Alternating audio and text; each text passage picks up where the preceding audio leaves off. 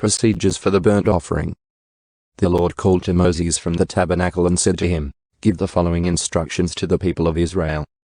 When you present an animal as an offering to the Lord, you may take it from your herd of cattle or your flock of sheep and goats. If the animal you present as a burnt offering is from the herd, it must be a male with no defects. Bring it to the entrance of the tabernacle so you may be accepted by the Lord. Lay your hand on the animal's head, and the Lord will accept its death in your place to purify you, making you right with him. Then slaughter the young bull in the Lord's presence. And Aaron's sons, the priests, will present the animal's blood by splattering it against all sides of the altar that stands at the entrance to the tabernacle. Then skin the animal and cut it into pieces. The sons of Aaron the priest will build a wood fire on the altar. They will arrange the pieces of the offering, including the head and fat, on the wood burning on the altar. But the internal organs and the legs must first be washed with water. Then the priest will burn the entire sacrifice on the altar as a burnt offering. It is a special gift, a pleasing aroma to the Lord. If the animal you present as a burnt offering is from the flock, it may be either a sheep or a goat, but it must be a male with no defects. Slaughter the animal on the north side of the altar in the Lord's presence, and Aaron's sons, the priests, will splatter its blood against all sides of the altar. Then cut the animal in pieces, and the priests will arrange the pieces of the offering, including the head and fat, on the wood burning on the altar. But the internal organs and the legs must first be washed with water. Then the priest will burn the entire sacrifice on the altar as a burnt offering. It is a special gift, a pleasing aroma to the Lord. If you present a bird as a burnt offering to the Lord, choose either a turtle dove or a young pigeon. The priest will take the bird to the altar, wring off its head, and burn it on the altar. But first he must drain its blood against the side of the altar. The priest must also remove the crop and the feathers and throw them in the ashes on the east side of the altar. Then, grasping the bird by its wings, the priest will tear the bird open, but without tearing it apart. Then he will burn it as a burnt offering on the wood burning on the altar. It is a special gift, a pleasing aroma to the Lord. Procedures for the grain offering. When you present grain as an offering to the Lord, the offering must consist of choice flour. You are to pour olive oil on it, sprinkle it with frankincense, and bring it to Aaron's sons, the priests.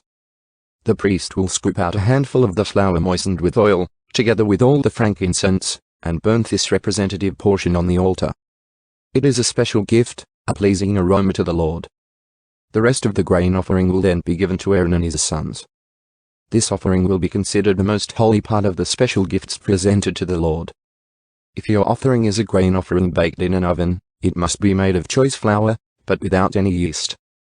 It may be presented in the form of thin cakes mixed with olive oil or wafers spread with olive oil. If your grain offering is cooked on a griddle, it must be made of choice flour mixed with olive oil but without any yeast. Break it in pieces and pour olive oil on it. It is a grain offering. If your grain offering is prepared in a pan, it must be made of choice flour and olive oil. No matter how a grain offering for the Lord has been prepared, bring it to the priest, who will present it at the altar. The priest will take a representative portion of the grain offering and burn it on the altar. It is a special gift, a pleasing aroma to the Lord. The rest of the grain offering will then be given to Aaron and his sons as their food. This offering will be considered the most holy part of the special gifts presented to the Lord. Do not use yeast in preparing any of the grain offerings you present to the Lord, because no yeast or honey may be burned as a special gift presented to the Lord. You may add yeast and honey to an offering of the first crops of your harvest, but these must never be offered on the altar as a pleasing aroma to the Lord. Season all your grain offerings with salt to remind you of God's eternal covenant. Never forget to add salt to your grain offerings. If you present a grain offering to the Lord from the first portion of your harvest, bring fresh grain that is coarsely ground and roasted on a fire. Put olive oil on this grain offering, and sprinkle it with frankincense. The priest will take a representative portion of the grain moistened with oil, together with all the frankincense, and burn it as a special gift presented to the Lord. Procedures for the peace offering. If you present an animal from the herd as a peace offering to the Lord, it may be a male or a female, but it must have no defects. Lay your hand on the animal's head, and slaughter it at the entrance of the tabernacle. Then Aaron's sons, the priests, will splatter its blood against all sides of the altar. The priest must present part of this peace offering as a special gift to the Lord. This includes all the fat around the internal organs, the 2 kidneys and the fat around them near the loins, and the long lobe of the liver. These must be removed with the kidneys, and Aaron's sons will burn them on top of the burnt offering on the wood burning on the altar. It is a special gift, a pleasing aroma to the Lord. If you present an animal from the flock as a peace offering to the Lord, it may be a male or a female, but it must have no defects. If you present a sheep as your offering, bring it to the Lord, lay your hand on its head, and slaughter it in front of the tabernacle. Aaron's sons will then splatter the sheep's blood against all sides of the altar. The priest must present the fat of this peace offering as a special gift to the Lord. This includes the fat of the broad tail cut off near the backbone, all the fat around the internal organs, the 2 kidneys and the fat around them near the loins, and the long lobe of the liver. These must be removed with the kidneys, and the priest will burn them on the altar. It is a special gift of food presented to the Lord. If you present a goat as your offering, bring it to the Lord, lay your hand on its head, and slaughter it in front of the tabernacle. Aaron's sons will then splatter the goat's blood against all sides of the altar. The priest must present part of this offering as a special gift to the Lord. This includes all the fat around the internal organs, the 2 kidneys and the fat around them near the loins, and the long lobe of the liver. These must be removed with the kidneys, and the priest will burn them on the altar. It is a special gift of food, a pleasing aroma to the Lord. All the fat belongs to the Lord. You must never eat any fat or blood. This is a permanent law for you, and it must be observed from generation to generation, wherever you live. Procedures for the sin offering. Then the Lord said to Moses, "Give the following instructions to the people of Israel. This is how you are to deal with those who sin unintentionally by doing anything that violates one of the Lord's commands. If the high priest sins, bringing guilt upon the entire community, he must give a sin offering for the sin he has committed. He must present to the Lord a young bull with no defects. He must bring the bull to the Lord at the entrance of the tabernacle, lay his hand on the bull's head, and slaughter it before the Lord. The high priest will then take some of the bull's blood into the tabernacle, dip his finger in the blood, and sprinkle it 7 times before the Lord in front of the inner curtain of the sanctuary. The priest will then put some of the blood on the horns of the altar for fragrant incense that stands in the Lord's presence inside the tabernacle. He will pour out the rest of the bull's blood at the base of the altar for burnt offerings at the entrance of the tabernacle. Then the priest must remove all the fat of the bull to be offered as a sin offering. This includes all the fat around the internal organs, the 2 kidneys and the fat around them near the loins, and the long lobe of the liver.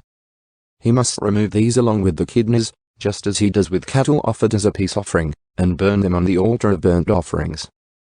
But he must take whatever is left of the bull, its hide, meat, head, legs, internal organs, and dung, and carry it away to a place outside the camp that is ceremonially clean, the place where the ashes are dumped. There, on the ash heap, he will burn it on a wood fire.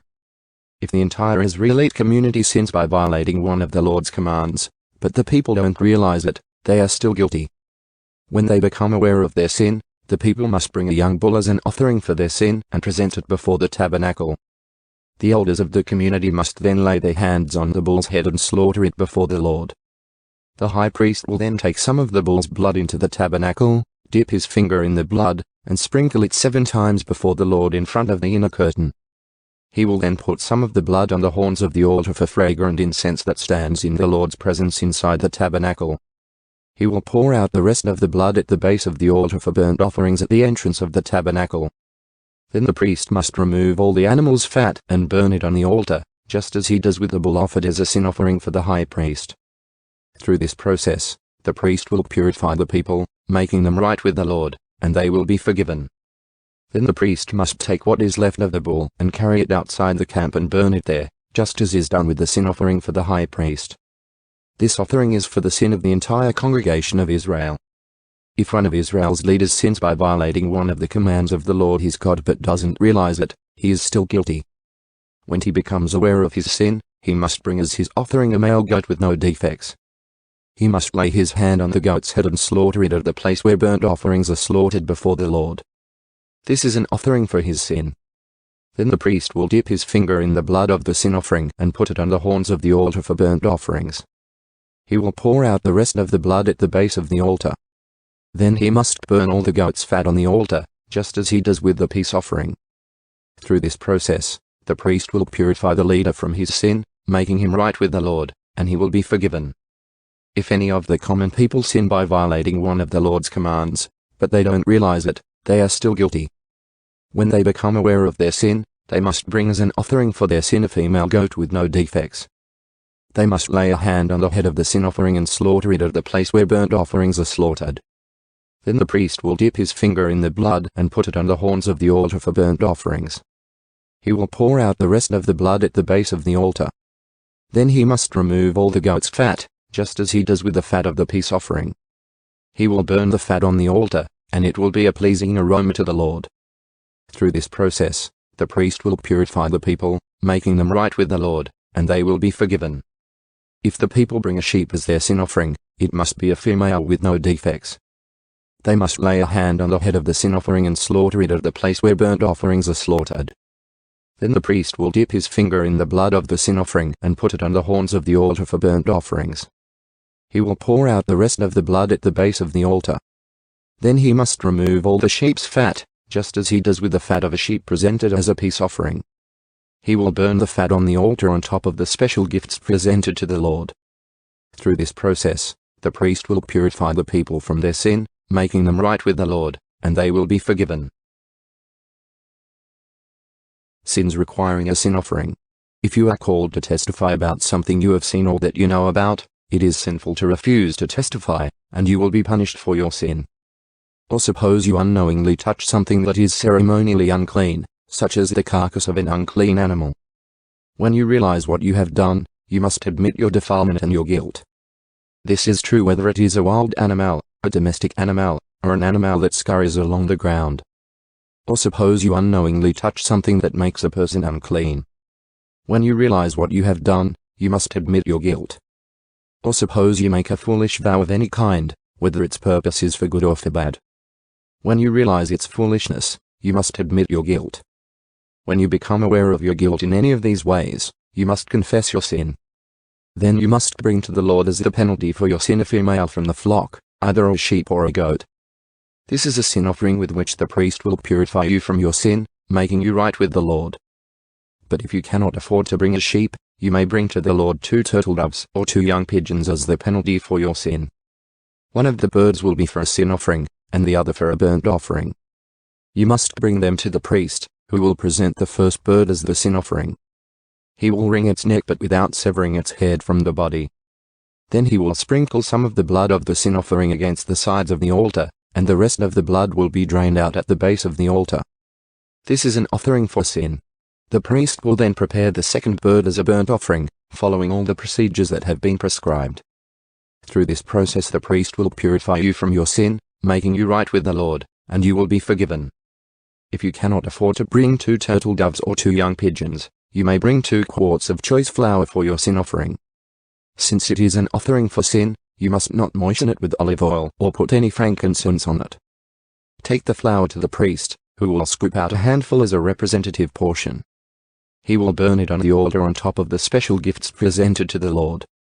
It is an offering for sin. Through this process, the priest will purify those who are guilty of any of these sins, making them right with the Lord, and they will be forgiven.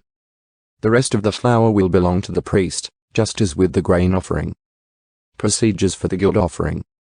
Then the Lord said to Moses, "If one of you commits a sin by unintentionally defiling the Lord's sacred property, you must bring a guilt offering to the Lord. The offering must be your own ram with no defects, or you may buy one of equal value with silver, as measured by the weight of the sanctuary shekel. You must make restitution for the sacred property you have harmed by paying for the loss, plus an additional 20% when you give the payment to the priest. He will purify you with the ram sacrificed as a guilt offering, making you right with the Lord, and you will be forgiven. Suppose you sin by violating one of the Lord's commands. Even if you are unaware of what you have done, you are guilty and will be punished for your sin. For a guilt offering, you must bring to the priest your own ram with no defects, or you may buy one of equal value. Through this process the priest will purify you from your unintentional sin, making you right with the Lord, and you will be forgiven. This is a guilt offering, for you have been guilty of an offense against the Lord. Sins requiring a guilt offering. Then the Lord said to Moses, "Suppose one of you sins against your associate and is unfaithful to the Lord. Suppose you cheat in a deal involving a security deposit, or you steal or commit fraud, or you find lost property and lie about it, or you lie while swearing to tell the truth, or you commit any other such sin. If you have sinned in any of these ways, you are guilty. You must give back whatever you stole, or the money you took by extortion, or the security deposit, or the lost property you found, or anything obtained by swearing falsely. You must make restitution by paying the full price, plus an additional 20% to the person you have harmed. On the same day you must present a guilt offering. As a guilt offering to the Lord, you must bring to the priest your own ram with no defects, or you may buy one of equal value. Through this process, the priest will purify you before the Lord, making you right with him, and you will be forgiven for any of these sins you have committed." Further instructions for the burnt offering. Then the Lord said to Moses, "Give Aaron and his sons the following instructions regarding the burnt offering. The burnt offering must be left on top of the altar until the next morning, and the fire on the altar must be kept burning all night. In the morning, after the priest on duty has put on his official linen clothing and linen undergarments, he must clean out the ashes of the burnt offering and put them beside the altar. Then he must take off these garments, change back into his regular clothes, and carry the ashes outside the camp to a place that is ceremonially clean. Meanwhile, the fire on the altar must be kept burning. It must never go out. Each morning the priest will add fresh wood to the fire and arrange the burnt offering on it. He will then burn the fat of the peace offerings on it. Remember, the fire must be kept burning on the altar at all times. It must never go out. Further instructions for the grain offering. These are the instructions regarding the grain offering. Aaron's sons must present this offering to the Lord in front of the altar. The priest on duty will take from the grain offering a handful of the choice flour moistened with olive oil, together with all the frankincense. He will burn this representative portion on the altar as a pleasing aroma to the Lord. Aaron and his sons may eat the rest of the flour, but it must be baked without yeast and eaten in a sacred place within the courtyard of the tabernacle. Remember, it must never be prepared with yeast. I have given it to the priests as their share of the special gifts presented to me. Like the sin offering and the guilt offering, it is most holy. Any of Aaron's male descendants may eat from the special gifts presented to the Lord. This is their permanent right from generation to generation. Anyone or anything that touches these offerings will become holy. Procedures for the ordination offering. Then the Lord said to Moses, "On the day Aaron and his sons are anointed, they must present to the Lord the standard grain offering of 2 quarts of choice flour, half to be offered in the morning and half to be offered in the evening. It must be carefully mixed with olive oil and cooked on a griddle. Then slice this grain offering and present it as a pleasing aroma to the Lord." In each generation, the high priest who succeeds Aaron must prepare this same offering. It belongs to the Lord and must be burned up completely. This is a permanent law. All such grain offerings of a priest must be burned up entirely. None of it may be eaten. Further instructions for the sin offering. Then the Lord said to Moses, "Give Aaron and his sons the following instructions regarding the sin offering. The animal given as an offering for sin is a most holy offering, and it must be slaughtered in the Lord's presence at the place where the burnt offerings are slaughtered. The priest who offers the sacrifice as a sin offering must eat his portion in a sacred place within the courtyard of the tabernacle. Anyone or anything that touches the sacrificial meat will become holy. If any of the sacrificial blood spatters on a person's clothing, the soiled garment must be washed in a sacred place. If a clay pot is used to boil the sacrificial meat, it must then be broken. If a bronze pot is used, it must be scoured and thoroughly rinsed with water. Any male from a priest's family may eat from this offering. It is most holy. But the offering for sin may not be eaten if its blood was brought into the tabernacle as an offering for purification in the holy place. It must be completely burnt with fire. Further instructions for the guilt offering. These are the instructions for the guilt offering. It is most holy. The animal sacrificed as a guilt offering must be slaughtered at the place where the burnt offerings are slaughtered, and its blood must be splattered against all sides of the altar.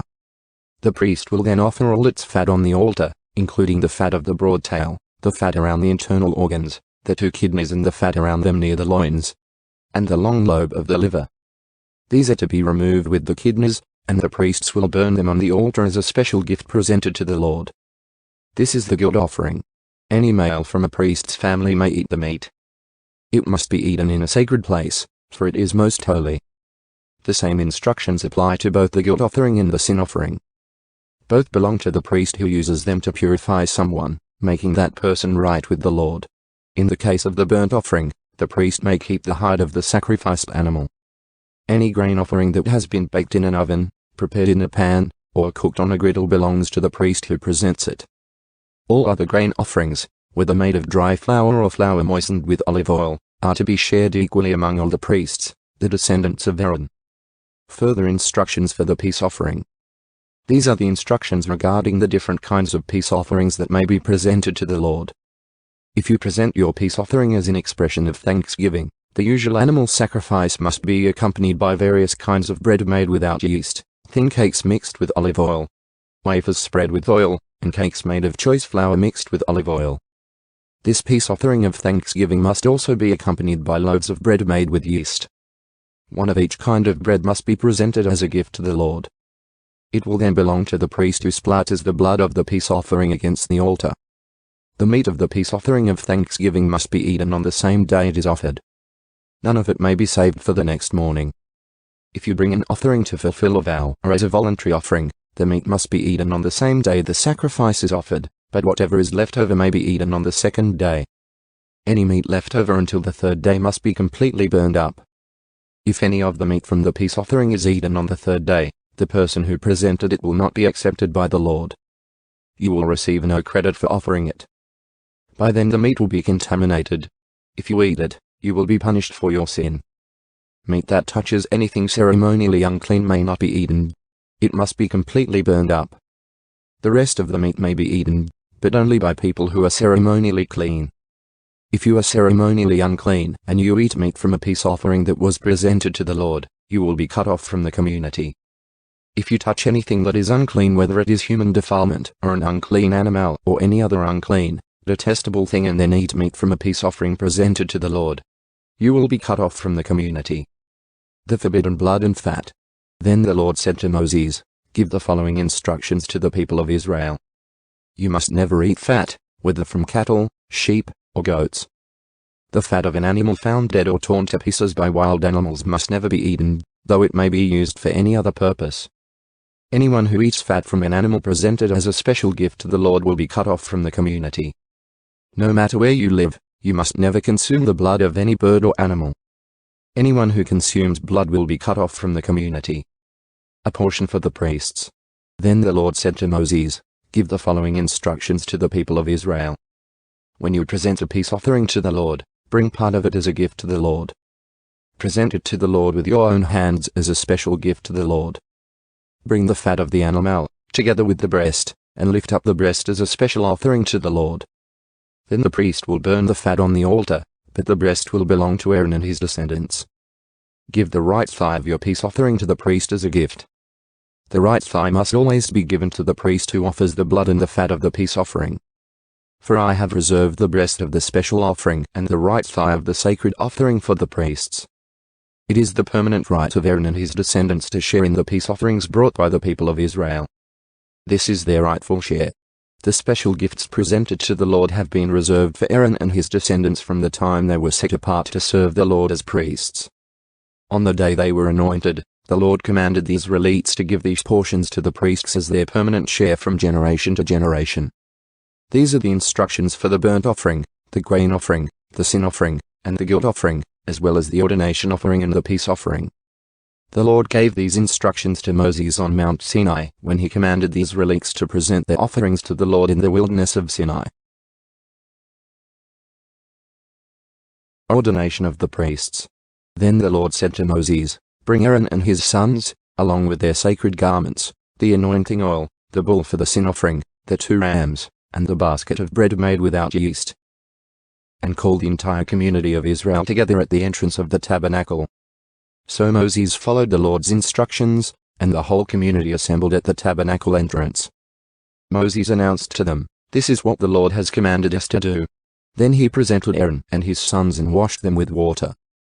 He put the official tunic on Aaron and tied the sash around his waist. He dressed him in the robe, placed the ephod on him, and attached the ephod securely with its decorative sash. Then Moses placed the chest piece on Aaron and put the Urim and the Thummim inside it.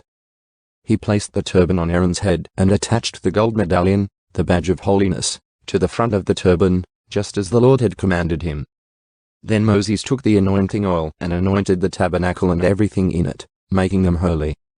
He sprinkled the oil on the altar 7 times, anointing it and all its utensils, as well as the wash basin and its stand, making them holy.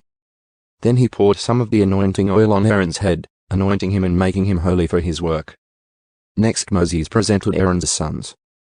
He clothed them in their tunics, tied their sashes around them, and put their special head coverings on them, just as the Lord had commanded him. Then Moses presented the bull for the sin offering. Aaron and his sons laid their hands on the bull's head, and Moses slaughtered it. Moses took some of the blood, and with his finger he put it on the 4 horns of the altar to purify it. He poured out the rest of the blood at the base of the altar. Through this process, he made the altar holy by purifying it. Then Moses took all the fat around the internal organs, the long lobe of the liver, and the 2 kidneys and the fat around them. And he burned it all on the altar. He took the rest of the bull, including its hide, meat, and dung, and burned it on a fire outside the camp, just as the Lord had commanded him. Then Moses presented the ram for the burnt offering. Aaron and his sons laid their hands on the ram's head, and Moses slaughtered it. Then Moses took the ram's blood and splattered it against all sides of the altar.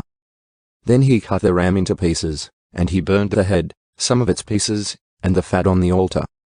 After washing the internal organs and the legs with water, Moses burned the entire ram on the altar as a burnt offering. It was a pleasing aroma, a special gift presented to the Lord, just as the Lord had commanded him. Then Moses presented the other ram, which was the ram of ordination. Aaron and his sons laid their hands on the ram's head, and Moses slaughtered it. Then Moses took some of its blood and applied it to the lobe of Aaron's right ear, the thumb of his right hand, and the big toe of his right foot. Next Moses presented Aaron's sons and applied some of the blood to the lobes of their right ears, the thumbs of their right hands, and the big toes of their right feet. He then splattered the rest of the blood against all sides of the altar. Next Moses took the fat, including the fat of the broad tail, the fat around the internal organs, the long lobe of the liver, and the 2 kidneys and the fat around them, along with the right thigh. On top of these he placed a thin cake of bread made without yeast, a cake of bread mixed with olive oil, and a wafer spread with olive oil. All these were taken from the basket of bread made without yeast that was placed in the Lord's presence. He put all these in the hands of Aaron and his sons, and he lifted these gifts as a special offering to the Lord. Moses then took all the offerings back from them and burned them on the altar on top of the burnt offering. It was the ordination offering. It was a pleasing aroma, a special gift presented to the Lord. Then Moses took the breast and lifted it up as a special offering to the Lord. This was Moses' portion of the ram of ordination, just as the Lord had commanded him. Next Moses took some of the anointing oil and some of the blood that was on the altar, and he sprinkled them on Aaron and his garments, and on his sons and their garments. In this way, he made Aaron and his sons and their garments holy.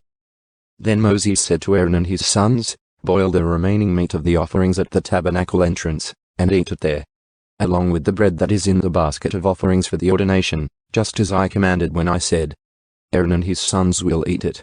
Any meat or bread that is left over must then be burned up. You must not leave the tabernacle entrance for 7 days, for that is when the ordination ceremony will be completed.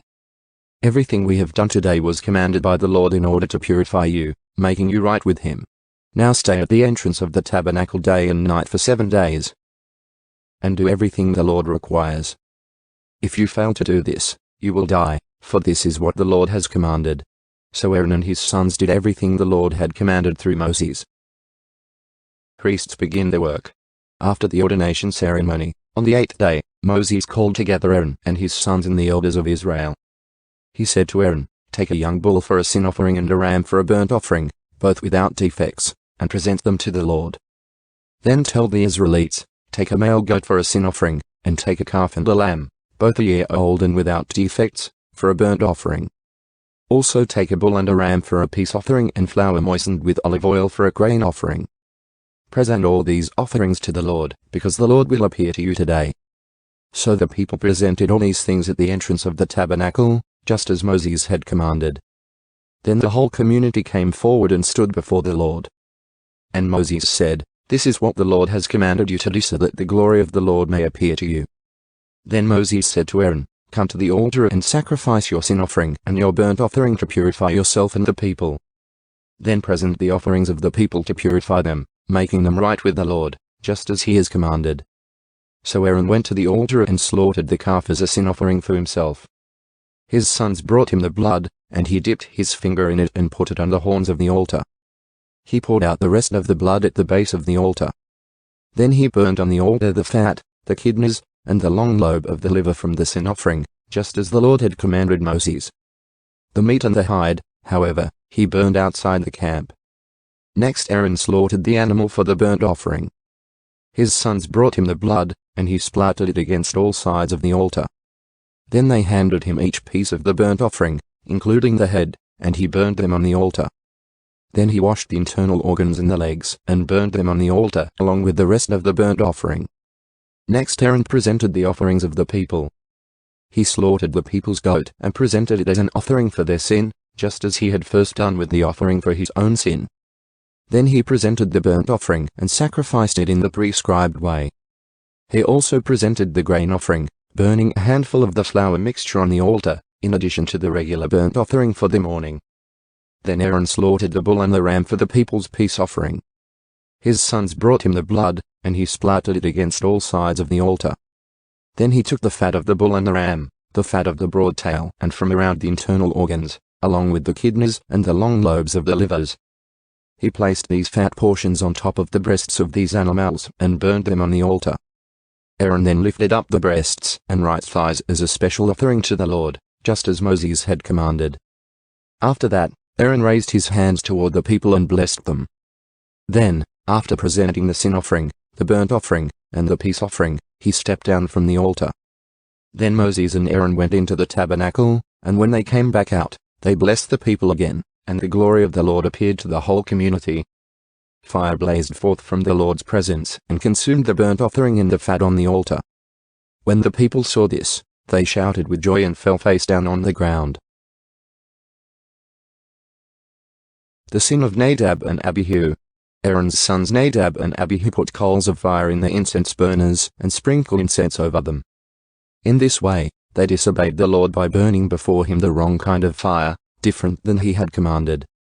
So fire blazed forth from the Lord's presence and burned them up, and they died there before the Lord. Then Moses said to Aaron, "This is what the Lord meant when he said, 'I will display my holiness through those who come near me. I will display my glory before all the people.'" And Aaron was silent. Then Moses called for Mishael and Elzaphan, Aaron's cousins, the sons of Aaron's uncle Uzziel. He said to them, "Come forward and carry away the bodies of your relatives from in front of the sanctuary to a place outside the camp." So they came forward and picked them up by their garments and carried them out of the camp, just as Moses had commanded. Then Moses said to Aaron and his sons Eleazar and Ithamar, "Do not show grief by leaving your hair uncombed or by tearing your clothes. If you do, you will die, and the Lord's anger will strike the whole community of Israel. However, the rest of the Israelites, your relatives, may mourn because of the Lord's fiery destruction of Nadab and Abihu. But you must not leave the entrance of the tabernacle or you will die, for you have been anointed with the Lord's anointing oil." So they did as Moses commanded. Instructions for priestly conduct. Then the Lord said to Aaron, "You and your descendants must never drink wine or any other alcoholic drink before going into the tabernacle. If you do, you will die. This is a permanent law for you, and it must be observed from generation to generation. You must distinguish between what is sacred and what is common, between what is ceremonially unclean and what is clean. And you must teach the Israelites all the decrees that the Lord has given them through Moses." Then Moses said to Aaron and his remaining sons, Eleazar and Ithamar, "Take what is left of the grain offering after a portion has been presented as a special gift to the Lord, and eat it beside the altar. Make sure it contains no yeast, for it is most holy. You must eat it in a sacred place, for it has been given to you and your descendants as your portion of the special gifts presented to the Lord. These are the commands I have been given. But the breast and thigh that were lifted up as a special offering may be eaten in any place that is ceremonially clean. These parts have been given to you and your descendants as your portion of the peace offerings presented by the people of Israel. You must lift up the thigh and breast as a special offering to the Lord, along with the fat of the special gifts. These parts will belong to you and your descendants as your permanent right, just as the Lord has commanded. Moses then asked them what had happened to the goat of the sin offering. When he discovered it had been burned up, he became very angry with Eleazar and Ithamar, Aaron's remaining sons. "Why didn't you eat the sin offering in the sacred area?" he demanded. "It is a holy offering. The Lord has given it to you to remove the guilt of the community and to purify the people, making them right with the Lord. Since the animal's blood was not brought into the holy place, you should have eaten the meat in the sacred area as I ordered you." Then Aaron answered Moses, "Today my sons presented both their sin offering and their burnt offering to the Lord. And yet this tragedy has happened to me. If I had eaten the people's sin offering on such a tragic day as this, would the Lord have been pleased?" And when Moses heard this, he was satisfied. Ceremonially clean and unclean animals. Then the Lord said to Moses and Aaron, "Give the following instructions to the people of Israel. Of all the land animals, these are the ones you may use for food. You may eat any animal that has completely split hooves and chews the cud. You may not, however, eat the following animals that have split hooves or that chew the cud, but not both. The camel chews the cud but does not have split hooves, so it is ceremonially unclean for you. The hyrax chews the cud but does not have split hooves, so it is unclean. The hare chews the cud but does not have split hooves, so it is unclean. The pig has evenly split hooves but does not chew the cud, so it is unclean. You may not eat the meat of these animals or even touch their carcasses. They are ceremonially unclean for you. Of all the marine animals, these are ones you may use for food.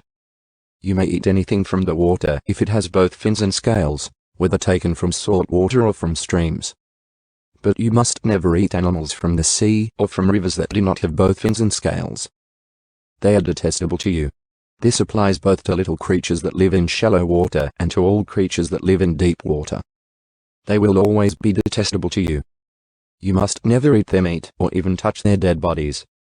Any marine animal that does not have both fins and scales is detestable to you. These are the birds that are detestable to you. You must never eat them: the griffin vulture, the bearded vulture, the black vulture, the kite, falcons of all kinds, ravens of all kinds, the eagle owl, the short-eared owl, the seagull, hawks of all kinds, the little owl, the cormorant, the great owl, the barn owl, the desert owl, the Egyptian vulture, the stork, herons of all kinds, the hoopoe, and the bat. You must not eat winged insects that walk along the ground. They are detestable to you. You may, however, eat winged insects that walk along the ground and have jointed legs so they can jump. The insects you are permitted to eat include all kinds of locusts, bald locusts, crickets, and grasshoppers. All other winged insects that walk along the ground are detestable to you. The following creatures will make you ceremonially unclean. If any of you touch their carcasses, you will be defiled until evening. If you pick up their carcasses, you must wash your clothes, and you will remain defiled until evening. Any animal that has split hooves that are not evenly divided or that does not chew the cud is unclean for you. If you touch the carcass of such an animal, you will be defiled. Of the animals that walk on all fours, those that have paws are unclean. If you touch the carcass of such an animal, you will be defiled until evening. If you pick up its carcass, you must wash your clothes, and you will remain defiled until evening. These animals are unclean for you. Of the small animals that scurry along the ground, these are unclean for you: the mole rat, the rat, large lizards of all kinds, the gecko, the monitor lizard, the common lizard, the sand lizard, and the chameleon. All these small animals are unclean for you. If any of you touch the dead body of such an animal, you will be defiled until evening. If such an animal dies and falls on something, that object will be unclean. This is true whether the object is made of wood, cloth, leather, or burlap. Whatever its use, you must dip it in water, and it will remain defiled until evening. After that, it will be ceremonially clean and may be used again. If such an animal falls into a clay pot, everything in the pot will be defiled, and the pot must be smashed. If the water from such a container spills on any food, the food will be defiled. And any beverage in such a container will be defiled. Any object on which the carcass of such an animal falls will be defiled. If it is an oven or hearth, it must be destroyed, for it is defiled, and you must treat it accordingly. However, if the carcass of such an animal falls into a spring or a cistern, the water will still be clean. But anyone who touches the carcass will be defiled. If the carcass falls on seed grain to be planted in the field, the seed will still be considered clean. But if the seed is wet when the carcass falls on it, the seed will be defiled. If an animal you are permitted to eat dies and you touch its carcass, you will be defiled until evening. If you eat any of its meat or carry away its carcass, you must wash your clothes, and you will remain defiled until evening. All small animals that scurry along the ground are detestable, and you must never eat them. This includes all animals that slither along on their bellies, as well as those with 4 legs and those with many feet. All such animals that scurry along the ground are detestable, and you must never eat them. Do not defile yourselves by touching them. You must not make yourselves ceremonially unclean because of them. For I am the Lord your God. You must consecrate yourselves and be holy, because I am holy. So do not defile yourselves with any of these small animals that scurry along the ground. For I, the Lord, am the one who brought you up from the land of Egypt, that I might be your God. Therefore, you must be holy because I am holy. These are the instructions regarding land animals, birds, marine creatures, and animals that scurry along the ground. By these instructions you will know what is unclean and clean, and which animals may be eaten and which may not be eaten. Purification after childbirth. The Lord said to Moses, "Give the following instructions to the people of Israel. If a woman becomes pregnant and gives birth to a son, she will be ceremonially unclean for 7 days, just as she is unclean during her menstrual period. On the 8th day the boy's foreskin must be circumcised. After waiting 33 days, she will be purified from the bleeding of childbirth. During this time of purification, she must not touch anything that is set apart as holy. And she must not enter the sanctuary until her time of purification is over. If a woman gives birth to a daughter, she will be ceremonially unclean for 2 weeks, just as she is unclean during her menstrual period. After waiting 66 days, she will be purified from the bleeding of childbirth. When the time of purification is completed for either a son or a daughter, the woman must bring a 1-year-old lamb for a burnt offering and a young pigeon or turtle dove for a purification offering. She must bring her offerings to the priest at the entrance of the tabernacle. The priest will then present them to the Lord to purify her. Then she will be ceremonially clean again after her. Bleeding at childbirth. These are the instructions for a woman after the birth of a son or a daughter. If the woman cannot afford to bring a lamb, she must bring 2 turtle doves or 2 young pigeons. One will be for the burnt offering and the other for the purification offering. The priest will sacrifice them to purify her, and she will be ceremonially clean. Serious skin diseases. The Lord said to Moses and Aaron, "If anyone has a swelling, or a rash or discolored skin that might develop into a serious skin disease, that person must be brought to Aaron the priest or to one of his sons. The priest will examine the affected area of the skin. If the hair in the affected area has turned white and the problem appears to be more than skin deep, it is a serious skin disease. And the priest who examines it must pronounce the person ceremonially unclean. But if the affected area of the skin is only a white discoloration and does not appear to be more than skin deep, and if the hair on the spot has not turned white, the priest will quarantine the person for 7 days. On the 7th day the priest will make another examination. If he finds the affected area has not changed and the problem has not spread on the skin, the priest will quarantine the person for 7 more days. On the 7th day the priest will make another examination. If he finds the affected area has faded and has not spread, the priest will pronounce the person ceremonially clean. It was only a rash. The person's clothing must be washed, and the person will be ceremonially clean.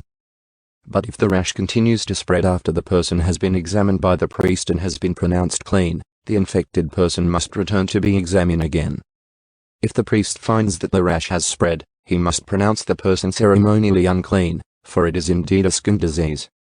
Anyone who develops a serious skin disease must go to the priest for an examination. If the priest finds a white swelling on the skin, and some hair on the spot has turned white, and there is an open sore in the affected area, it is a chronic skin disease. And the priest must pronounce the person ceremonially unclean. In such cases the person need not be quarantined, for it is obvious that the skin is defiled by the disease. Now suppose the disease has spread all over the person's skin, covering the body from head to foot. When the priest examines the infected person and finds that the disease covers the entire body, he will pronounce the person ceremonially clean. Since the skin has turned completely white, the person is clean. But if any open sores appear, the infected person will be pronounced ceremonially unclean. The priest must make this pronouncement as soon as he sees an open sore, since open sores indicate the presence of a skin disease. However, if the open sores heal and turn white like the rest of the skin, the person must return to the priest for another examination. If the affected areas have indeed turned white, the priest will then pronounce the person ceremonially clean by declaring, "You are clean." If anyone has a boil on the skin that has started to heal, but a white swelling or a reddish white spot develops in its place, that person must go to the priest to be examined. If the priest examines it and finds it to be more than skin deep, and if the hair in the affected area has turned white, the priest must pronounce the person ceremonially unclean. The boil has become a serious skin disease. But if the priest finds no white hair on the affected area and the problem appears to be no more than skin deep and has faded, the priest must quarantine the person for 7 days. If during that time the affected area spreads on the skin, the priest must pronounce the person ceremonially unclean, because it is a serious disease. But if the area grows no larger and does not spread, it is merely the scar from the boil, and the priest will pronounce the person ceremonially clean. If anyone has suffered a burn on the skin and the burned area changes color, becoming either reddish white or shiny white, the priest must examine it. If he finds that the hair in the affected area has turned white and the problem appears to be more than skin deep, a skin disease has broken out in the burn. The priest must then pronounce the person ceremonially unclean, for it is clearly a serious skin disease. But if the priest finds no white hair on the affected area and the problem appears to be no more than skin deep and has faded, the priest must quarantine the infected person for 7 days. On the 7th day the priest must examine the person again. If the affected area has spread on the skin, the priest must pronounce that person ceremonially unclean, for it is clearly a serious skin disease. But if the affected area has not changed or spread on the skin and is faded, it is simply a swelling from the burn. The priest will then pronounce the person ceremonially clean, for it is only the scar from the burn. If anyone, either a man or woman, has a sore on the head or chin, the priest must examine it. If he finds it is more than skin deep and has fine yellow hair on it, the priest must pronounce the person ceremonially unclean. It is a scabby sore of the head or chin. If the priest examines the scabby sore and finds that it is only skin deep but there is no black hair on it, he must quarantine the person for 7 days. On the 7th day the priest must examine the sore again. If he finds that the scabby sore has not spread, and there is no yellow hair on it, and it appears to be only skin deep, the person must shave off all hair except the hair on the affected area. Then the priest must quarantine the person for another 7 days. On the 7th day he will examine the sore again.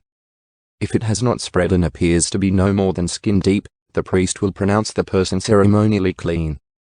The person's clothing must be washed, and the person will be ceremonially clean. But if the scabby sore begins to spread after the person is pronounced clean, the priest must do another examination. If he finds that the sore has spread, the priest does not need to look for yellow hair. The infected person is ceremonially unclean. But if the color of the scabby sore does not change and black hair has grown on it, it has healed. The priest will then pronounce the person ceremonially clean. If anyone, either a man or woman, has shiny white patches on the skin, the priest must examine the affected area.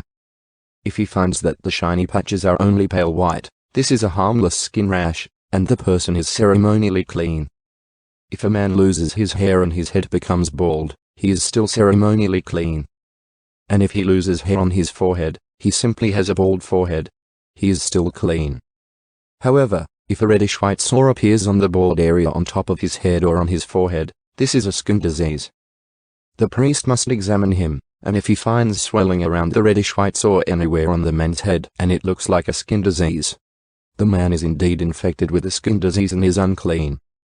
The priest must pronounce him ceremonially unclean because of the sore on his head.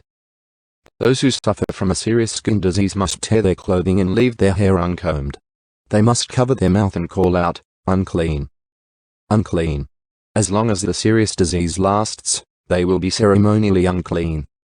They must live in isolation in their place outside the camp. Treatment of contaminated clothing. Now suppose mildew contaminates some woolen or linen clothing, woolen or linen fabric, the hide of an animal, or anything made of leather. If the contaminated area in the clothing, the animal hide, the fabric, or the leather article has turned greenish or reddish, it is contaminated with mildew and must be shown to the priest. After examining the affected spot, the priest will put the article in quarantine for 7 days. On the 7th day the priest must inspect it again. If the contaminated area has spread, the clothing or fabric or leather is clearly contaminated by serious mildew and is ceremonially unclean, the priest must burn the item, the clothing, the woolen or linen fabric, or piece of leather, for it has been contaminated by serious mildew. It must be completely destroyed by fire.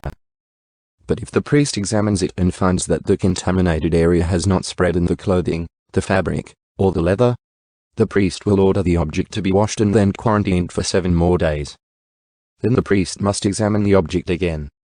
If he finds that the contaminated area has not changed color after being washed, even if it did not spread, the object is defiled. It must be completely burned up, whether the contaminated spot is on the inside or outside. But if the priest examines it and finds that the contaminated area has faded after being washed, he must cut the spot from the clothing, the fabric, or the leather. If the spot later reappears on the clothing, the fabric, or the leather article, the mildew is clearly spreading, and the contaminated object must be burned up. But if the spot disappears from the clothing, the fabric, or the leather article after it has been washed, it must be washed again. Then it will be ceremonially clean. These are the instructions for dealing with mildew that contaminates woolen or linen clothing or fabric, or anything made of leather. This is how the priest will determine whether these items are ceremonially clean or unclean. Cleansing from skin diseases. And the Lord said to Moses, the following instructions are for those seeking ceremonial purification from a skin disease. Those who have been healed must be brought to the priest, who will examine them at a place outside the camp. If the priest finds that someone has been healed of a serious skin disease, he will perform a purification ceremony, using 2 live birds that are ceremonially clean, a stick of cedar, some scarlet yarn, and a hyssop branch. The priest will order that 1 bird be slaughtered over a clay pot filled with fresh water. He will take the live bird, the cedar stick, the scarlet yarn, and the hyssop branch, and dip them into the blood of the bird that was slaughtered over the fresh water. The priest will then sprinkle the blood of the dead bird 7 times on the person being purified of the skin disease. When the priest has purified the person, he will release the live bird in the open field to fly away. The persons being purified must then wash their clothes, shave off all their hair, and bathe themselves in water. Then they will be ceremonially clean and may return to the camp. However, they must remain outside their tents for 7 days. On the 7th day they must again shave all the hair from their heads, including the hair of the beard and eyebrows. They must also wash their clothes and bathe themselves in water. Then they will be ceremonially clean. On the 8th day each person being purified must bring 2 male lambs and a 1-year-old female lamb, all with no defects, along with a grain offering of 6 quarts of choice flour moistened with olive oil, and a cup of olive oil. Then the officiating priest will present that person for purification, along with the offerings, before the Lord at the entrance of the tabernacle.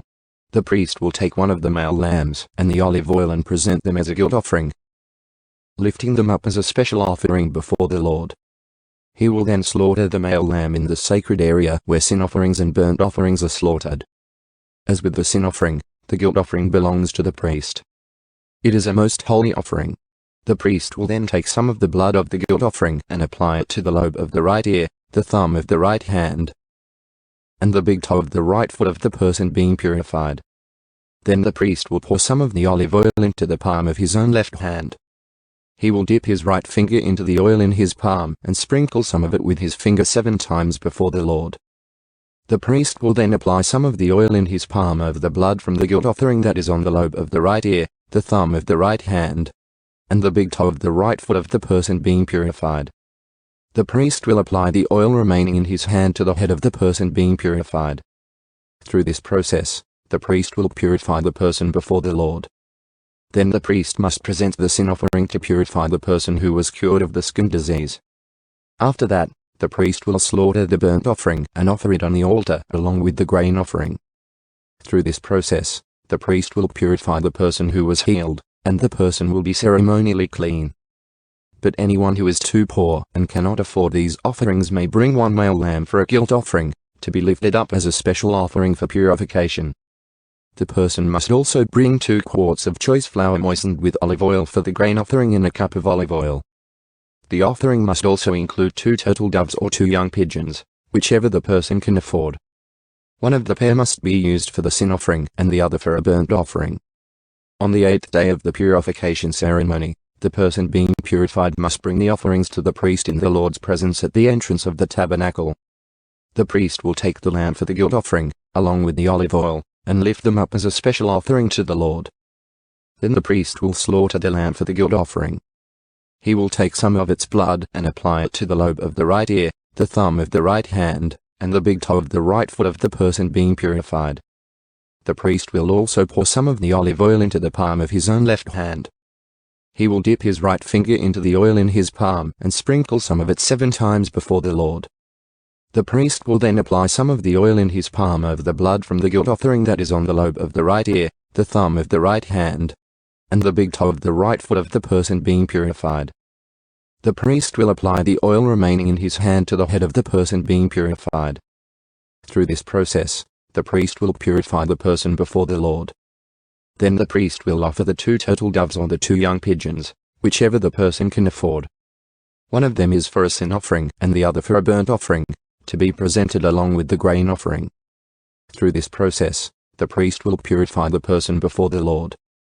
These are the instructions for purification for those who have recovered from a serious skin disease, but who cannot afford to bring the offerings normally required for the ceremony of purification. Treatment of contaminated houses. Then the Lord said to Moses and Aaron, "When you arrive in Canaan, the land I am giving you as your own possession, I may contaminate some of the houses in your land with mildew. The owner of such a house must then go to the priest and say, 'It appears that my house has some kind of mildew.' Before the priest goes in to inspect the house, he must have the house emptied so nothing inside will be pronounced ceremonially unclean. Then the priest will go in and examine the mildew on the walls. If he finds greenish or reddish streaks and the contamination appears to go deeper than the wall's surface, the priest will step outside the door and put the house in quarantine for 7 days. On the 7th day the priest must return for another inspection. If he finds that the mildew on the walls of the house has spread, the priest must order that the stones from those areas be removed. The contaminated material will then be taken outside the town to an area designated as ceremonially unclean. Next, the inside walls of the entire house must be scraped thoroughly and the scrapings dumped in the unclean place outside the town. Other stones will be brought in to replace the ones that were removed, and the walls will be replastered. But if the mildew reappears after all the stones have been replaced and the house has been scraped and replastered, the priest must return and inspect the house again. If he finds that the mildew has spread, the walls are clearly contaminated with a serious mildew, and the house is defiled, it must be torn down, and all its stones, timbers, and plaster must be carried out of town to the place designated as ceremonially unclean. Those who enter the house during the period of quarantine will be ceremonially unclean until evening, and all who sleep or eat in the house must wash their clothing. But if the priest returns for his inspection and finds that the mildew has not reappeared in the house after the fresh plastering, he will pronounce it clean, because the mildew is clearly gone. To purify the house the priest must take 2 birds, a stick of cedar, some scarlet yarn, and a hyssop branch. He will slaughter one of the birds over a clay pot filled with fresh water. He will take the cedar stick, the hyssop branch, the scarlet yarn, and the live bird, and dip them into the blood of the slaughtered bird and into the fresh water. Then he will sprinkle the house 7 times. When the priest has purified the house in exactly this way, he will release the live bird in the open fields outside the town. Through this process, the priest will purify the house, and it will be ceremonially clean. These are the instructions for dealing with serious skin diseases, including scabby sores, and mildew, whether in clothing or in a house, and a swelling on the skin, a rash, or discolored skin. This procedure will determine whether a person or object is ceremonially clean or unclean. These are the instructions regarding skin diseases and mildew. Bodily discharges. The Lord said to Moses and Aaron, "Give the following instructions to the people of Israel. Any man who has a bodily discharge is ceremonially unclean. This defilement is caused by his discharge, whether the discharge continues or stops. In either case the man is unclean. Any bed on which the man with the discharge lies and anything on which he sits will be ceremonially unclean. So if you touch the man's bed, you must wash your clothes and bathe yourself in water, and you will remain unclean until evening. If you sit where the man with the discharge has sat, you must wash your clothes and bathe yourself in water, and you will remain unclean until evening. If you touch the man with the discharge, you must wash your clothes and bathe yourself in water, and you will remain unclean until evening. If the man spits on you, you must wash your clothes and bathe yourself in water, and you will remain unclean until evening. Any saddle blanket on which the man rides will be ceremonially unclean. If you touch anything that was under the man, you will be unclean until evening. You must wash your clothes and bathe yourself in water, and you will remain unclean until evening. If the man touches you without first rinsing his hands, you must wash your clothes and bathe yourself in water, and you will remain unclean until evening. Any clay pot the man touches must be broken, and any wooden utensil he touches must be rinsed with water. When the man with the discharge is healed, he must count off 7 days for the period of purification. Then he must wash his clothes and bathe himself in fresh water, and he will be ceremonially clean. On the 8th day he must get 2 turtle doves or 2 young pigeons and come before the Lord at the entrance of the tabernacle and give his offerings to the priest. The priest will offer one bird for a sin offering and the other for a burnt offering. Through this process, the priest will purify the man before the Lord for his discharge. Whenever a man has an emission of semen, he must bathe his entire body in water, and he will remain ceremonially unclean until the next evening. Any clothing or leather with semen on it must be washed in water, and it will remain unclean until evening. After a man and a woman have sexual intercourse, they must each bathe in water, and they will remain unclean until the next evening. Whenever a woman has her menstrual period, she will be ceremonially unclean for 7 days. Anyone who touches her during that time will be unclean until evening. Anything on which the woman lies or sits during the time of her period will be unclean. If any of you touch her bed, you must wash your clothes and bathe yourself in water, and you will remain unclean until evening. If you touch any object she has sat on, you must wash your clothes and bathe yourself in water, and you will remain unclean until evening. This includes her bed or any other object she has sat on. You will be unclean until evening if you touch it. If a man had sexual intercourse with her and her blood touches him, her menstrual impurity will be transmitted to him. He will remain unclean for 7 days, and any bed on which he lies will be unclean. If the woman has a flow of blood for many days that is unrelated to her menstrual period, or if the blood continues beyond the normal period, she is ceremonially unclean. As during her menstrual period, the woman will be unclean as long as the discharge continues. Any bed she lies on and any object she sits on during that time will be unclean, just as during her normal menstrual period. If any of you touch these things, you will be ceremonially unclean. You must wash your clothes and bathe yourself in water, and you will remain unclean until evening. When the woman's bleeding stops, she must count off 7 days. Then she will be ceremonially clean. On the 8th day she must bring 2 turtle doves or 2 young pigeons and present them to the priest at the entrance of the tabernacle. The priest will offer one for a sin offering and the other for a burnt offering. Through this process, the priest will purify her before the Lord for the ceremonial impurity caused by her bleeding. This is how you will guard the people of Israel from ceremonial uncleanness. Otherwise they would die, for their impurity would defile my tabernacle that stands among them. These are the instructions for dealing with anyone who has a bodily discharge, a man who is unclean because of an emission of semen or a woman during her menstrual period. It applies to any man or woman who has a bodily discharge, and to a man who has sexual intercourse with a woman who is ceremonially unclean. The Day of Atonement. The Lord spoke to Moses after the death of Aaron's 2 sons, who died after they entered the Lord's presence and burned the wrong kind of fire before him. The Lord said to Moses, "Warn your brother, Aaron, not to enter the most holy place behind the inner curtain whenever he chooses. If he does, he will die. For the ark's cover, the place of atonement, is there, and I myself am present in the cloud above the atonement cover.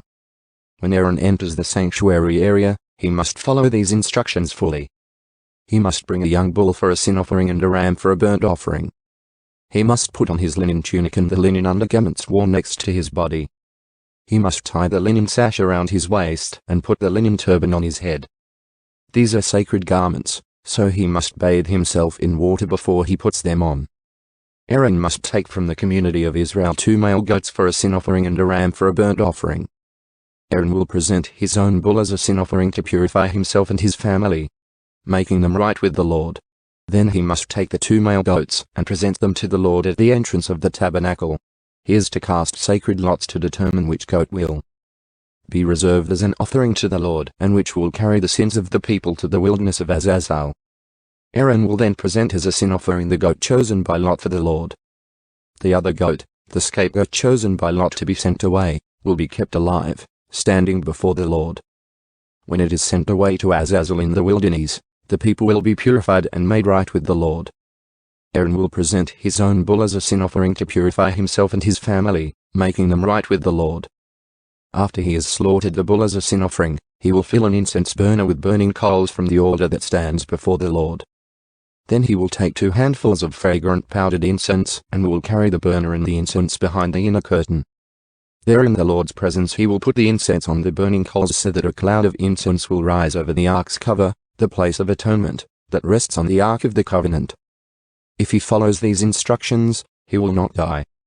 Then he must take some of the blood of the bull, dip his finger in it, and sprinkle it on the east side of the atonement cover. He must sprinkle blood 7 times with his finger in front of the atonement cover. Then Aaron must slaughter the first goat as a sin offering for the people and carry its blood behind the inner curtain. There he will sprinkle the goat's blood over the atonement cover and in front of it, just as he did with the bull's blood. Through this process, he will purify the most holy place, and he will do the same for the entire tabernacle, because of the defiling sin and rebellion of the Israelites. No one else is allowed inside the tabernacle when Aaron enters it for the purification ceremony in the most holy place. No one may enter until he comes out again after purifying himself, his family, and all the congregation of Israel, making them right with the Lord. Then Aaron will come out to purify the altar that stands before the Lord. He will do this by taking some of the blood from the bull and the goat and putting it on each of the horns of the altar. Then he must sprinkle the blood with his finger 7 times over the altar. In this way, he will cleanse it from Israel's defilement and make it holy. When Aaron has finished purifying the most holy place and the tabernacle and the altar, he must present the live goat. He will lay both of his hands on the goat's head and confess over it all the wickedness, rebellion, and sins of the people of Israel. In this way, he will transfer the people's sins to the head of the goat. Then a man specially chosen for the tasks will drive the goat into the wilderness. As the goat goes into the wilderness, it will carry all the people's sins upon itself into a desolate land. When Aaron goes back into the tabernacle, he must take off the linen garments he was wearing when he entered the most holy place, and he must leave the garments there. Then he must bathe himself with water in a sacred place, put on his regular garments, and go out to sacrifice a burnt offering for himself and a burnt offering for the people. Through this process, he will purify himself and the people, making them right with the Lord. He must then burn all the fat of the sin offering on the altar. The man chosen to drive the scapegoat into the wilderness of Azazel must wash his clothes and bathe himself in water. Then he may return to the camp. The bull and the goat presented as sin offerings, whose blood Aaron takes into the most holy place for the purification ceremony, will be carried outside the camp. The animal's hides, internal organs, and dung are all to be burned. The man who burns them must wash his clothes and bathe himself in water before returning to the camp. On the 10th day of the appointed month in early autumn, you must deny yourselves. Neither native-born Israelites nor foreigners living among you may do any kind of work. This is a permanent law for you. On that day offerings of purification will be made for you, and you will be purified in the Lord's presence from all your sins. It will be a Sabbath day of complete rest for you, and you must deny yourselves. This is a permanent law for you. In future generations, the purification ceremony will be performed by the priest who has been anointed and ordained to serve as high priest in place of his ancestor Aaron. He will put on the holy linen garments and purify the most holy place, the tabernacle, the altar, the priests, and the entire congregation. This is a permanent law for you, to purify the people of Israel from their sins, making them right with the Lord once each year. Moses followed all these instructions exactly as the Lord had commanded him. Prohibitions against eating blood. Then the Lord said to Moses, "Give the following instructions to Aaron and his sons and all the people of Israel. This is what the Lord has commanded. If any native Israelite sacrifices a bull or a lamb or a goat anywhere inside or outside the camp instead of bringing it to the entrance of the tabernacle to present it as an offering to the Lord, that person will be as guilty as a murderer. Such a person has shed blood and will be cut off from the community." The purpose of this rule is to stop the Israelites from sacrificing animals in that open fields. It will ensure that they bring their sacrifices to the priest at the entrance of the tabernacle, so he can present them to the Lord as peace offerings. Then the priest will be able to splatter the blood against the Lord's altar at the entrance of the tabernacle, and he will burn the fat as a pleasing aroma to the Lord. The people must no longer be unfaithful to the Lord by offering sacrifices to the goat idols. This is a permanent law for them, to be observed from generation to generation. Give them this command as well. If any native Israelite or foreigner living among you offers a burnt offering or a sacrifice, but does not bring it to the entrance of the tabernacle to offer it to the Lord, that person will be cut off from the community. And if any native Israelite or foreigner living among you eats or drinks blood in any form, I will turn against that person and cut him off from the community of your people. For the life of the body is in its blood. I have given you the blood on the altar to purify you, making you right with the Lord. It is the blood, given in exchange for a life, that makes purification possible. That is why I have said to the people of Israel, you must never eat or drink blood, neither you nor the foreigners living among you. And if any native Israelite or foreigner living among you goes hunting and kills an animal or bird that is approved for eating, he must drain its blood and cover it with earth. The life of every creature is in its blood. That is why I have said to the people of Israel, you must never eat or drink blood, for the life of any creature is in its blood. So whoever consumes blood will be cut off from the community. And if any native-born Israelites or foreigners eat the meat of an animal that died naturally or was torn up by wild animals, they must wash their clothes and bathe themselves in water. They will remain ceremonially unclean until evening, but then they will be clean. But if they do not wash their clothes and bathe themselves, they will be punished for their sin. Forbidden sexual practices. Then the Lord said to Moses, "Give the following instructions to the people of Israel. I am the Lord your God. So do not act like the people in Egypt, where you used to live, or like the people of Canaan, where I am taking you. You must not imitate their way of life. You must obey all my regulations and be careful to obey my decrees, for I am the Lord your God. If you obey my decrees and my regulations, you will find life through them. I am the Lord. You must never have sexual relations with a close relative, for I am the Lord. Do not violate your father by having sexual relations with your mother. She is your mother. You must not have sexual relations with her. Do not have sexual relations with any of your father's wives, for this would violate your father. Do not have sexual relations with your sister or half-sister, whether she is your father's daughter or your mother's daughter, whether she was born into your household or someone else's.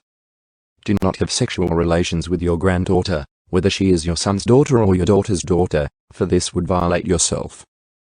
Do not have sexual relations with your stepsister, the daughter of any of your father's wives, for she is your sister. Do not have sexual relations with your father's sister, for she is your father's close relative. Do not have sexual relations with your mother's sister, for she is your mother's close relative. Do not violate your uncle, your father's brother, by having sexual relations with his wife, for she is your aunt. Do not have sexual relations with your daughter-in-law. She is your son's wife, so you must not have sexual relations with her. Do not have sexual relations with your brother's wife, for this would violate your brother. Do not have sexual relations with both a woman and her daughter. And do not take her granddaughter, whether her son's daughter or her daughter's daughter, and have sexual relations with her. They are close relatives, and it would be a wicked act. While your wife is living, do not marry her sister and have sexual relations with her, for they would be rivals. Do not have sexual relations with a woman during her period of menstrual impurity. Do not defile yourself by having sexual intercourse with your neighbor's wife. Do not permit any of your children to be offered as a sacrifice to Molech, for you must not bring shame on the name of your God. I am the Lord. Do not practice homosexuality, having sex with another man as with a woman. It is a detestable sin. A man must not defile himself by having sex with an animal. And a woman must not offer herself to a male animal to have intercourse with it. This is a perverse act. Do not defile yourselves in any of these ways, for the people I am driving out before you have defiled themselves in all these ways. Because the entire land has become defiled, I am punishing the people who live there. I will cause the land to vomit them out. You must obey all my decrees and regulations. You must not commit any of these detestable sins. This applies both to native-born Israelites and to the foreigners living among you. All these detestable activities are practiced by the people of the land where I am taking you, and this is how the land has become defiled. So do not defile the land and give it a reason to vomit you out, as it will vomit out the people who live there now. Whoever commits any of these detestable sins will be cut off from the community of Israel.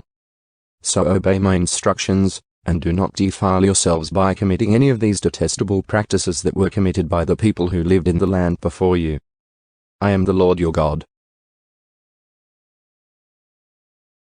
Holiness in personal conduct. The Lord also said to Moses, "Give the following instructions to the entire community of Israel.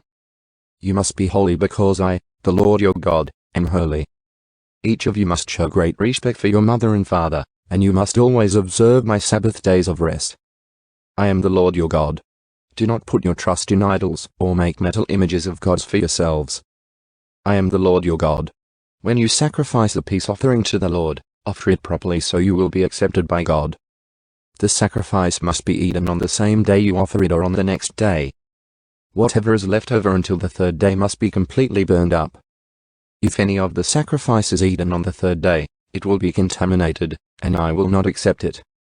Anyone who eats it on the third day will be punished for defiling what is holy to the Lord and will be cut off from the community.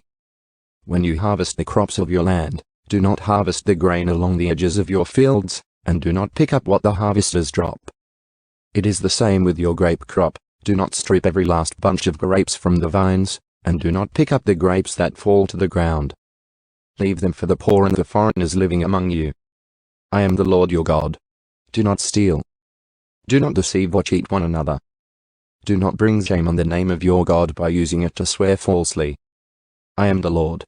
Do not defraud or rob your neighbor. Do not make your hired workers wait until the next day to receive their pay.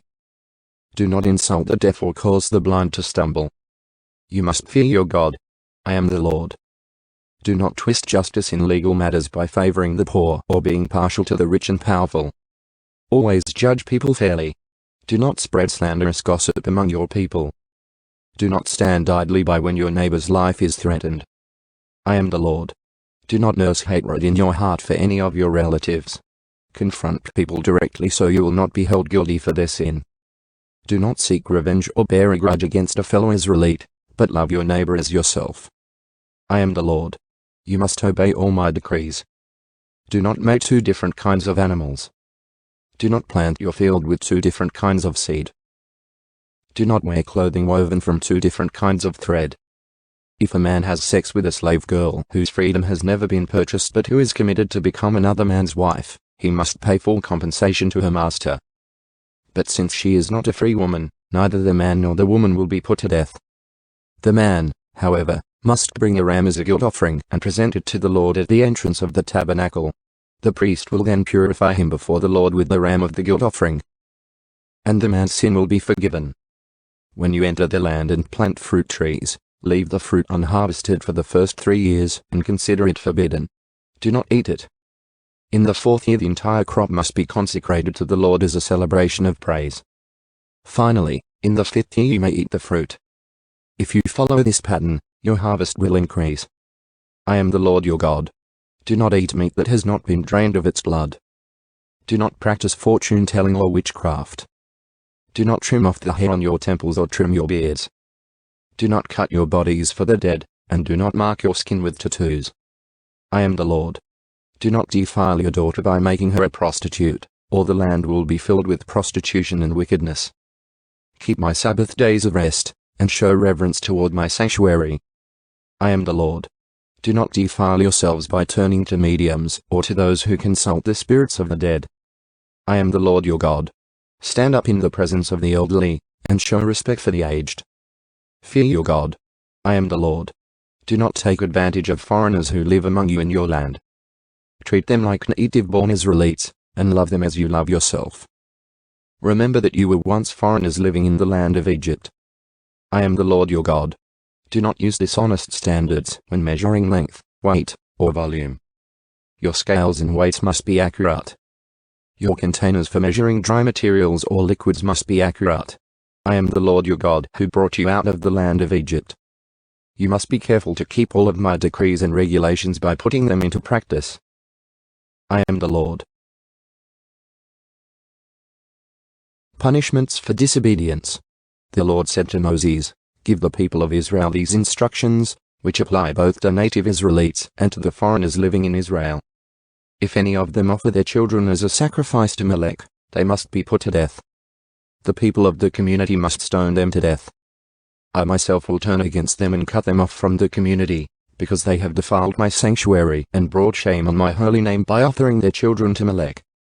And if the people of the community ignore those who offer their children to Molech and refuse to execute them, I myself will turn against them and their families and will cut them off from the community. This will happen to all who commit spiritual prostitution by worshipping Molech. I will also turn against those who commit spiritual prostitution by putting their trust in mediums or in those who consult the spirits of the dead. I will cut them off from the community. So set yourselves apart to be holy, for I am the Lord your God. Keep all my decrees by putting them into practice, for I am the Lord who makes you holy. Anyone who dishonors father or mother must be put to death. Such a person is guilty of a capital offense. If a man commits adultery with his neighbor's wife, both the man and the woman who have committed adultery must be put to death. If a man violates his father by having sex with one of his father's wives, both the man and the woman must be put to death, for they are guilty of a capital offense. If a man has sex with his daughter-in-law, both must be put to death. They have committed a perverse act and are guilty of a capital offense. If a man practices homosexuality, having sex with another man as with a woman, both men have committed a detestable act. They must both be put to death, for they are guilty of a capital offense. If a man marries both a woman and her mother, he has committed a wicked act. The man and both women must be burned to death to wipe out such wickedness from among you. If a man has sex with an animal, he must be put to death, and the animal must be killed. If a woman presents herself to a male animal to have intercourse with it, she and the animal must both be put to death. You must kill both, for they are guilty of a capital offense. If a man marries his sister, the daughter of either his father or his mother, and they have sexual relations, it is a shameful disgrace. They must be publicly cut off from the community. Since the man has violated his sister, he will be punished for his sin. If a man had sexual relations with a woman during her menstrual period, both of them must be cut off from the community, for together they have exposed the source of her blood flow. Do not have sexual relations with your aunt, whether your mother's sister or your father's sister. It would dishonor a close relative. Both parties are guilty and will be punished for their sin. If a man has sex with his uncle's wife, he has violated his uncle. Both the man and woman will be punished for their sin, and they will die childless. If a man marries his brother's wife, it is an act of impurity. He has violated his brother, and the guilty couple will remain childless. You must keep all my decrees and regulations by putting them into practice. Otherwise the land to which I am bringing you as your new home will vomit you out. Do not live according to the customs of the people I am driving out before you. It is because they do these shameful things that I detest them. But I have promised you, you will possess their land, because I will give it to you as your possession, a land flowing with milk and honey. I am the Lord your God, who has set you apart from all other people. You must therefore make a distinction between ceremonially clean and unclean animals, and between clean and unclean birds. You must not defile yourselves by eating any unclean animal or bird or creature that scurries along the ground. I have identified them as being unclean for you. You must be holy because I, the Lord, am holy. I have set you apart from all other people to be my very own. Men and women among you who act as mediums or who consult the spirits of the dead must be put to death by stoning. They are guilty of a capital offense. Instructions for the priests. The Lord said to Moses, "Give the following instructions to the priests, the descendants of Aaron. A priest must not make himself ceremonially unclean by touching the dead body of a relative. The only exceptions are his closest relatives, his mother or father, son or daughter, brother, or his virgin sister who depends on him because she has no husband. But a priest must not defile himself and make himself unclean for someone who is related to him only by marriage. The priests must not shave their heads or trim their beards or cut their bodies. They must be set apart as holy to their God and must never bring shame on the name of God. They must be holy, for they are the ones who present the special gifts to the Lord, gifts of food for their God. Priests may not marry a woman defiled by prostitution, and they may not marry a woman who is divorced from her husband, for the priests are set apart as holy to their God. You must treat them as holy, because they offer up food to your God. You must consider them holy because I, the Lord, am holy, and I make you holy. If a priest's daughter defiles herself by becoming a prostitute, she also defiles her father's holiness, and she must be burned to death. The high priest has the highest rank of all the priests. The anointing oil has been poured on his head, and he has been ordained to wear the priestly garments. He must never leave his hair uncombed or tear his clothing. He must not defile himself by going near a dead body. He may not make himself ceremonially unclean even for his father or mother. He must not defile the sanctuary of his God by leaving it to attend to a dead person, for he has been made holy by the anointing oil of his God. I am the Lord. The high priest may marry only a virgin. He may not marry a widow, a woman who is divorced, or a woman who has defiled herself by prostitution. She must be a virgin from his own clan, so that he will not dishonor his descendants among his clan, for I am the Lord who makes him holy.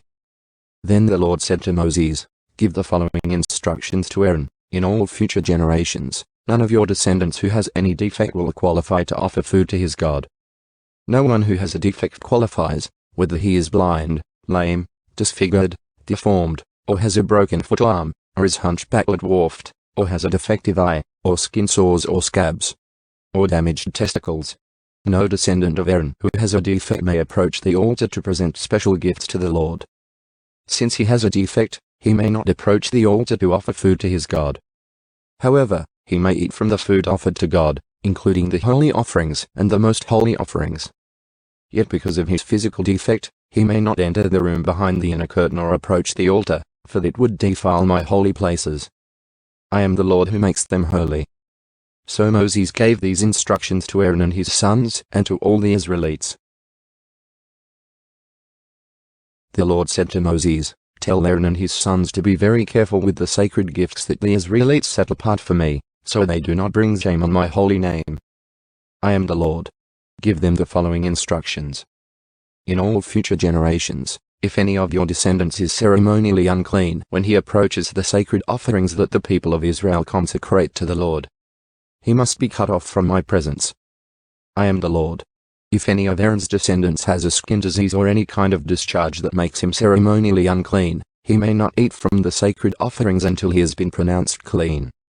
He also becomes unclean by touching a corpse, or by having an emission of semen, or by touching a small animal that is unclean, or by touching someone who is ceremonially unclean for any reason.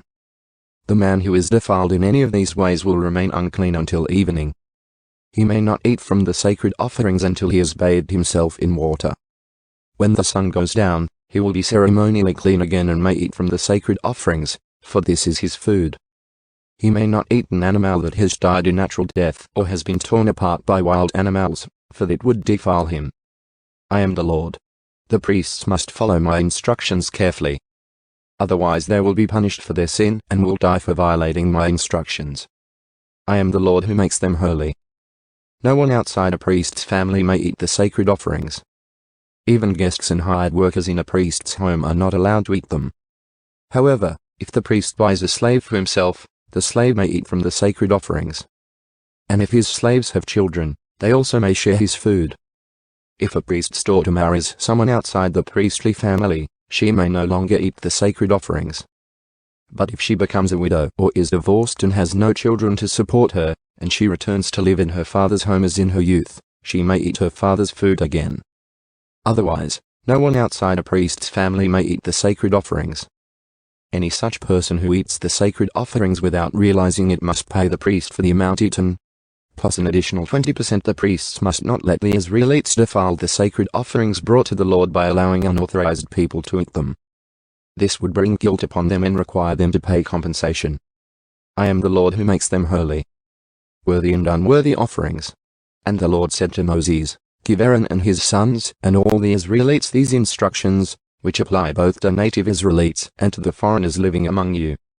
If you present a gift as a burnt offering to the Lord, whether it is to fulfill a vow or is a voluntary offering, you will be accepted only if your offering is a male animal with no defects.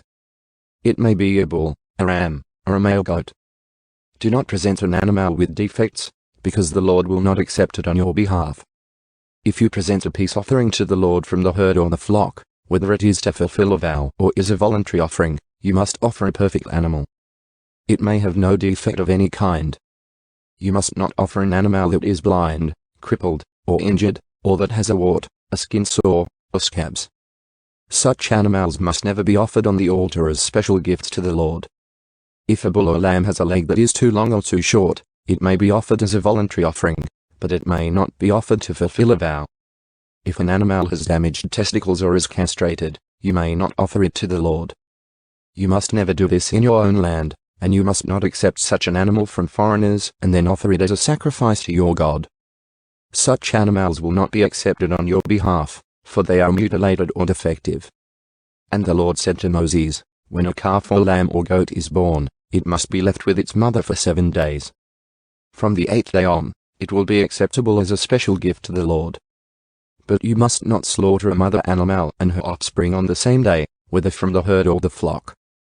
When you bring a thanksgiving offering to the Lord, sacrifice it properly so you will be accepted. Eat the entire sacrificial animal on the day it is presented. Do not leave any of it until the next morning. I am the Lord. You must faithfully keep all my commands by putting them into practice, for I am the Lord. Do not bring shame on my holy name, for I will display my holiness among the people of Israel. I am the Lord who makes you holy. It was I who rescued you from the land of Egypt, that I might be your God. I am the Lord. The appointed festivals. The Lord said to Moses, Give the following instructions to the people of Israel. These are the Lord's appointed festivals, which you are to proclaim as official days for holy assembly. You have 6 days each week for your ordinary work, but the 7th day is a Sabbath day of complete rest, an official day for holy assembly. It is the Lord's Sabbath day, and it must be observed wherever you live. In addition to the Sabbath, these are the Lord's appointed festivals, the official days for holy assembly that are to be celebrated at their proper times each year. Passover and the festival of unleavened bread. The Lord's Passover begins at sundown on the 14th day of the first month. On the next day, the 15th day of the month, you must begin celebrating the festival of unleavened bread. This festival to the Lord continues for 7 days, and during that time the bread you eat must be made without yeast. On the first day of the festival, all the people must stop their ordinary work and observe an official day for holy assembly. For 7 days you must present special gifts to the Lord. On the 7th day the people must again stop all their ordinary work to observe an official day for holy assembly. Celebration of first harvest. Then the Lord said to Moses, Give the following instructions to the people of Israel. When you enter the land I am giving you and you harvest its first crops, bring the priest a bundle of grain from the first cutting of your grain harvest. On the day after the Sabbath, the priest will lift it up before the Lord so it may be accepted on your behalf. On that same day you must sacrifice a 1-year-old male lamb with no defects as a burnt offering to the Lord.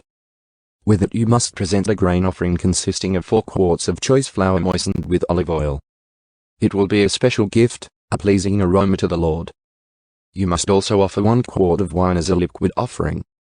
Do not eat any bread or roasted grain or fresh kernels on that day until you bring this offering to your God. This is a permanent law for you, and it must be observed from generation to generation wherever you live. The Festival of Harvest. From the day after the Sabbath, the day you bring the bundle of grain to be lifted up as a special offering, count off 7 full weeks. Keep counting until the day after the 7th Sabbath, 50 days later. Then present an offering of new grain to the Lord. From wherever you live, bring 2 loaves of bread to be lifted up before the Lord as a special offering. Make these loaves from 4 quarts of choice flour, and bake them with yeast. They will be an offering to the Lord from the first of your crops. Along with the bread, present 7 one-year-old male lambs with no defects, 1 young bull, and 2 rams as burnt offerings to the Lord.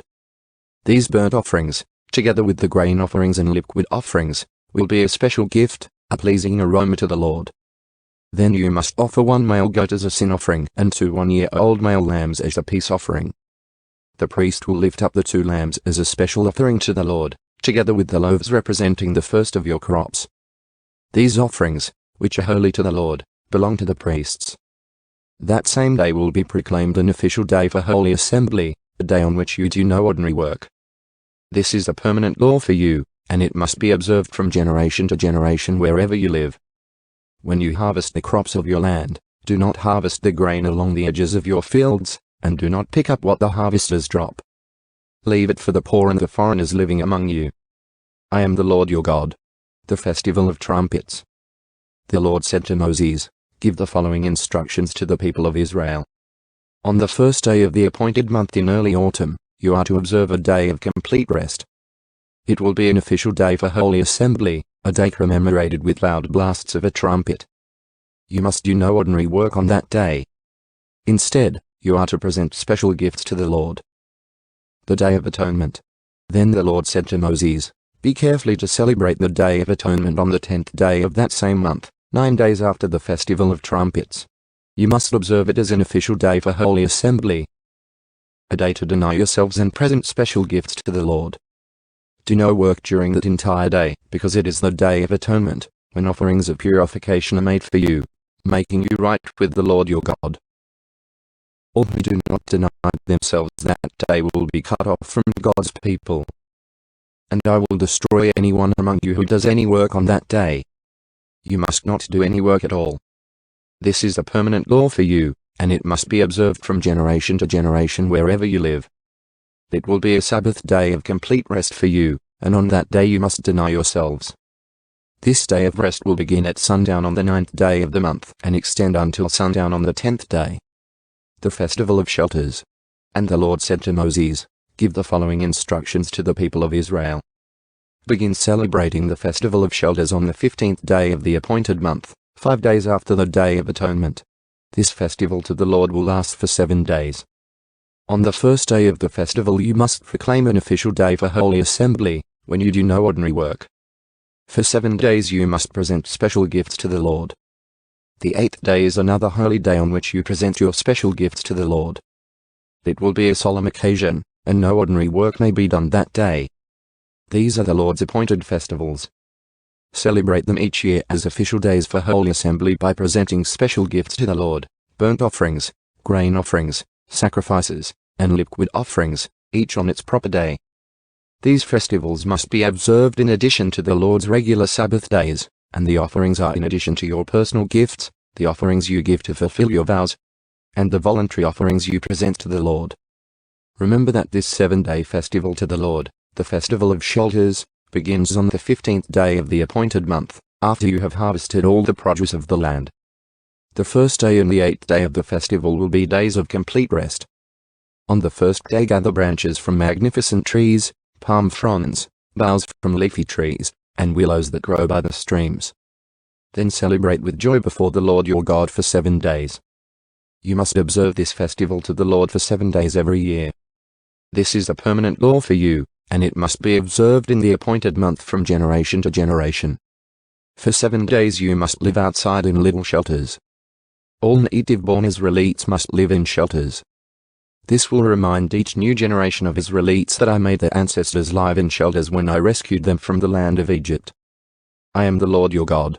So Moses gave the Israelites these instructions regarding the annual festivals of the Lord.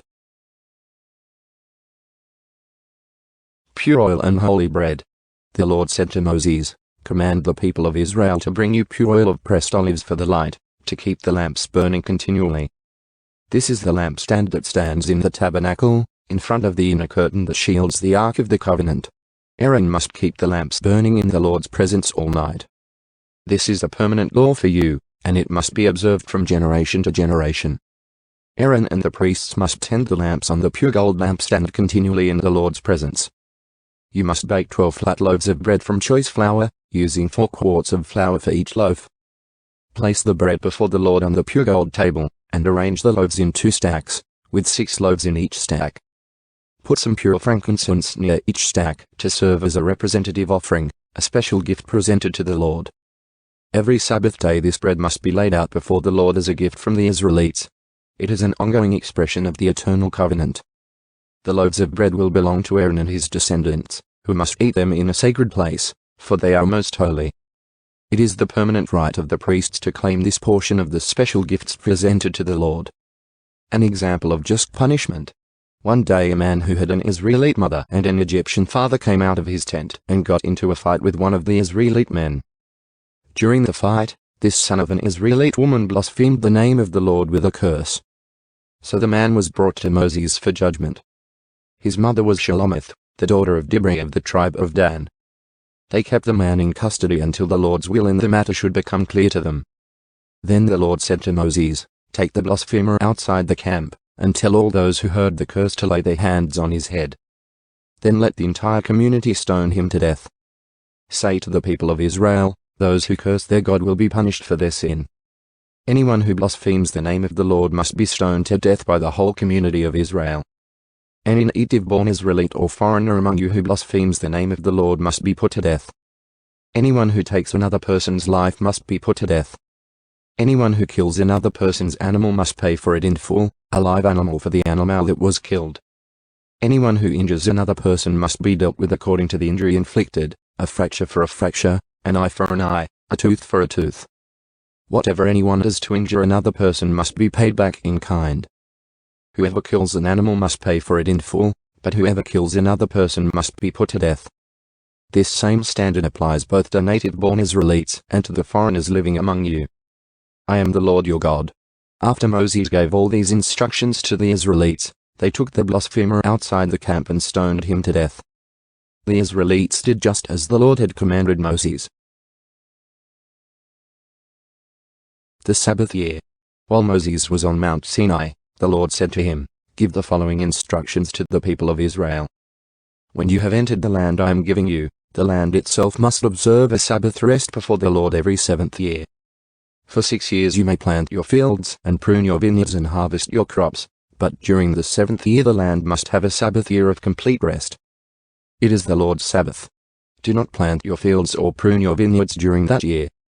And don't store away the crops that grow on their own or gather the grapes from your unpruned vines. The land must have a year of complete rest. But you may eat whatever the land produces on its own during its Sabbath. This applies to you, your male and female servants, your hired workers, and the temporary residents who live with you. Your livestock and the wild animals in your land will also be allowed to eat what the land produces. The year of Jubilee. In addition, you must count off 7 Sabbath years, 7 sets of 7 years, adding up to 49 years in all. Then on the Day of Atonement in the 50th year, blow the ram's horn loud and long throughout the land. Set this year apart as holy, a time to proclaim freedom throughout the land for all who live there. It will be a Jubilee year for you, when each of you may return to the land that belonged to your ancestors and return to your own clan. This 50th year will be a Jubilee for you. During that year you must not plant your fields or store away any of the crops that grow on their own, and don't gather the grapes from your unpruned vines. It will be a Jubilee year for you, and you must keep it holy. But you may eat whatever the land produces on its own. In the year of Jubilee each of you may return to the land that belonged to your ancestors. When you make an agreement with your neighbor to buy or sell property, you must not take advantage of each other. When you buy land from your neighbor, the price you pay must be based on the number of years since the last Jubilee. The seller must set the price by taking into account the number of years remaining until the next year of Jubilee. The more years until the next Jubilee, the higher the price. The fewer years, the lower the price.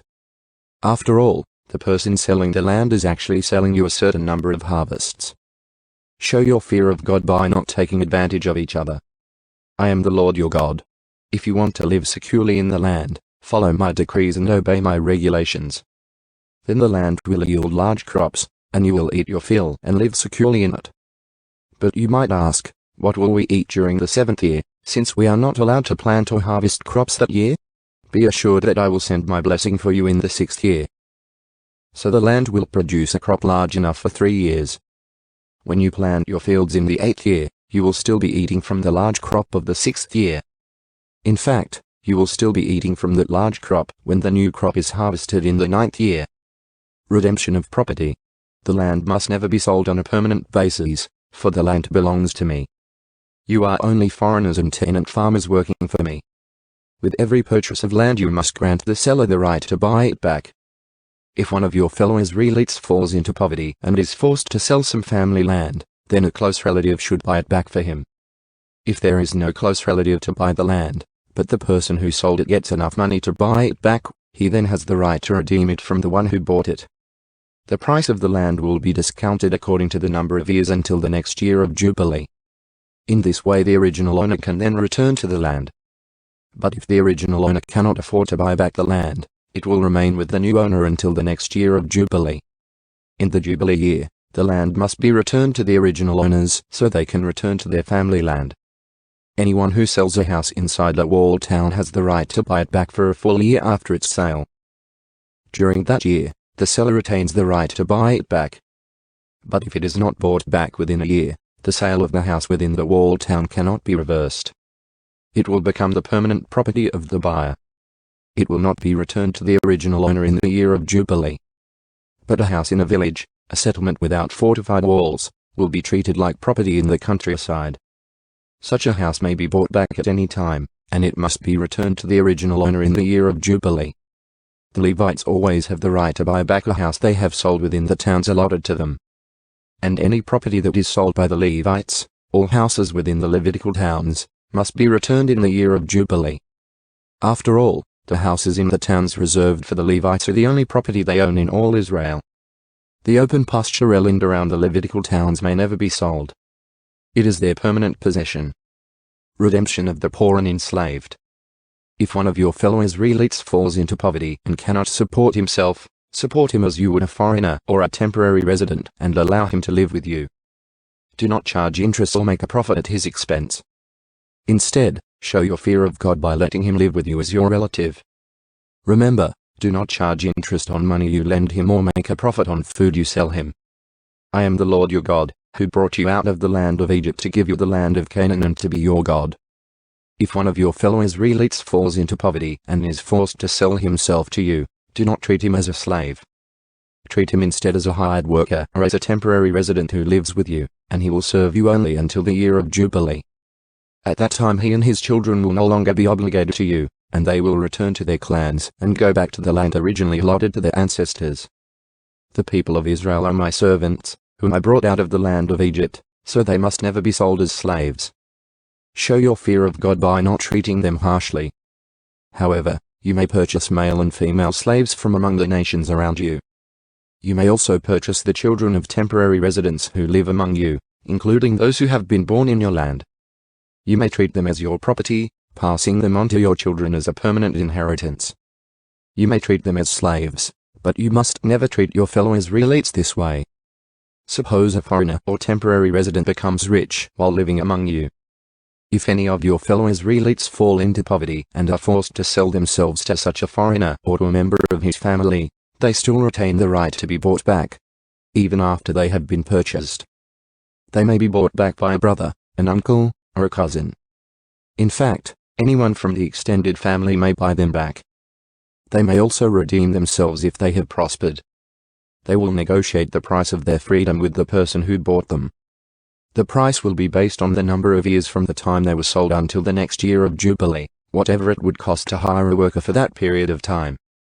If many years still remain until the Jubilee, they will repay the proper proportion of what they received when they sold themselves. If only a few years remain until the year of Jubilee, they will repay a small amount for their redemption. The foreigner must treat them as workers hired on a yearly basis. You must not allow a foreigner to treat any of your fellow Israelites harshly.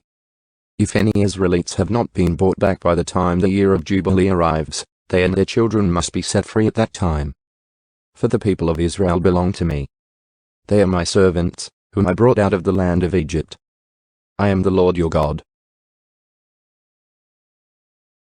blessings for obedience. Do not make idols or set up carved images, or sacred pillars, or sculptured stones in your land, so you may worship them. I am the Lord your God. You must keep my Sabbath days of rest and show reverence for my sanctuary. I am the Lord. If you follow my decrees and are careful to obey my commands, I will send you the seasonal rains. The land will then yield its crops, and the trees of the field will produce their fruit.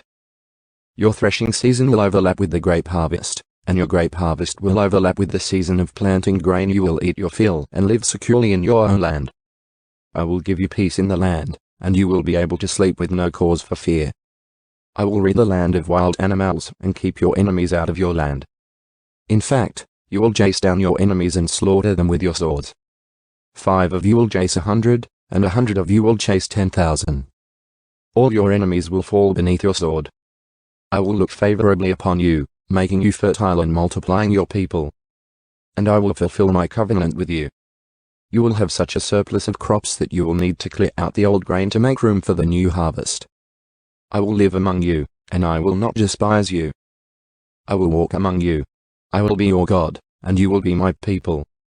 I am the Lord your God, who brought you out of the land of Egypt so you would no longer be their slaves. I broke the yoke of slavery from your neck so you can walk with your heads held high. Punishments for disobedience. However, if you do not listen to me or obey all these commands, and if you break my covenant by rejecting my decrees, treating my regulations with contempt, and refusing to obey my commands, I will punish you. I will bring sudden terrors upon you, wasting diseases and burning fevers that will cause your eyes to fail and your life to ebb away. You will plant your crops in vain, because your enemies will eat them. I will turn against you, and you will be defeated by your enemies. Those who hate you will rule over you, and you will run even when no one is chasing you. And if, in spite of all this, you still disobey me, I will punish you 7 times over for your sins. I will break your proud spirit by making the skies as unyielding as iron and the earth as hard as bronze. All your work will be for nothing, for your land will yield no crops, and your trees will bear no fruit. If even then you remain hostile toward me and refuse to obey me, I will inflict disaster on you 7 times over for your sins. I will send wild animals that will rob you of your children and destroy your livestock. Your numbers will dwindle, and your roads will be deserted. And if you fail to learn the lesson and continue your hostility toward me, then I myself will be hostile toward you. I will personally strike you with calamity 7 times over for your sins. I will send armies against you to carry out the curse of the covenant you have broken. When you run to your towns for safety, I will send a plague to destroy you there, and you will be handed over to your enemies. I will destroy your food supply, so that 10 women will need only 1 oven to bake bread for their families. They will ration your food by weight, and though you have food to eat, you will not be satisfied. If in spite of all this you still refuse to listen and still remain hostile toward me, then I will give full vent to my hostility. I myself will punish you 7 times over for your sins. Then you will eat the flesh of your own sons and daughters. I will destroy your pagan shrines and knock down your places of worship. I will leave your lifeless corpses piled on top of your lifeless idols, and I will despise you. I will make your cities desolate and destroy your places of pagan worship. I will take no pleasure in your offerings that should be a pleasing aroma to me. Yes, I myself will devastate your land, and your enemies who come to occupy it will be appalled at what they see. I will scatter you among the nations and bring out my sword against you. Your land will become desolate, and your cities will lie in ruins. Then at last the land will enjoy its neglected Sabbath years as it lies desolate, while you are in exile in the land of your enemies. Then the land will finally rest and enjoy the Sabbaths it missed. As long as the land lies in ruins, it will enjoy the rest you never allowed it to take every 7th year while you lived in it. And for those of you who survive, I will demoralize you in the land of your enemies.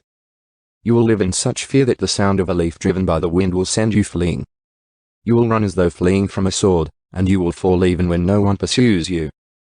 Though no one is chasing you, you will stumble over each other as though fleeing from a sword.